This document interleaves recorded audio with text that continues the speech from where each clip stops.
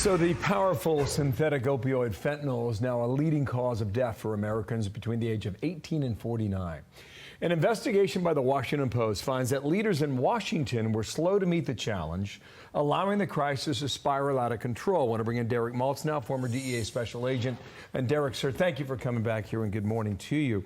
What they did is they went back decades.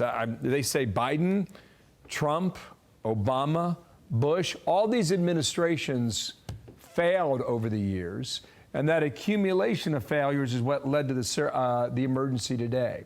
How do you see it?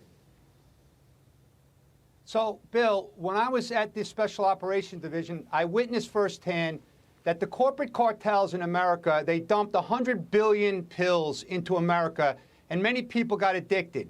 But I also was at the Special Operations Division when I went to brief high-level elements of the government, and then my guys briefed Eric Holder, okay, the Attorney General of the United States, and warned him about the dumping of synthetic drugs into America from China. And that's when this madness started.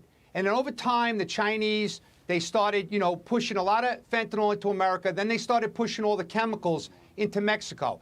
And basically, the cartels took over because it was a big moneymaker. It's all about making money. One of the big things that people need to realize is the Mexican cartels had ongoing relationships for years with the Chinese chemical brokers to make methamphetamine. So it was an easy transition to go from the methamphetamine chemicals to the fentanyl chemicals. And so it's out of control now, and there's plenty of blame to go around. Okay, so let me show you a few numbers here, all right? Fentanyl deaths in America by the year, primarily fentanyl, right? Synthetic opioids. In June of 2019, you're 33,000. And you see where it jumps to in June of 2022. It's so unacceptable. Here's a line from the Washington Post's piece, okay? The DEA, the country's premier anti-narcotics agency, stumbled through a series of missteps as it confronted the biggest challenge in its 50-year history. The agency was slow to respond as Mexican cartels supplanted Chinese producers, to your point, sir, creating a massive illicit pharmaceutical industry that's now producing more fentanyl than ever. And they show that the vehicle traffic through the port entry at San Diego is where the greater majority of these deadly drugs is coming through. And I guess we could go back 20 years. I guess you could go back 40 years if you wanted. But what are we doing about it now? Yeah. Well, first of all, Bill, if I was in charge, I'd be looking at going after those chemical production labs in Mexico. This administration's not going to do that. The DEA and law enforcement has done an incredible job. Just to give you an example, in less than 4 months earlier this year, May to September, DEA seized over 10 million pills.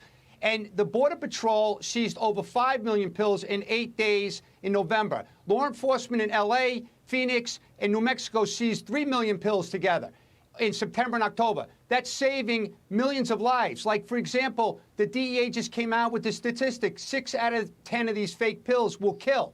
So law enforcement can't do it alone. You need the government. You need the Department of Justice, Homeland Security. Look, our Homeland Security Secretary says the border, he has operational control. Total lie. So we need more engagement. There's got to be a sense of urgency. Let's go back to the fundamentals, Bill. This government now is not even telling people in the schools that fentanyl will kill you. One pill can kill. They're not even talking about that this is a poisoning. This is not a drug crisis. I saw the first commercial during the World Cup last weekend. I saw the first commercial on TV. Derek Maltz, thank you, former DEA special agent, for coming on today.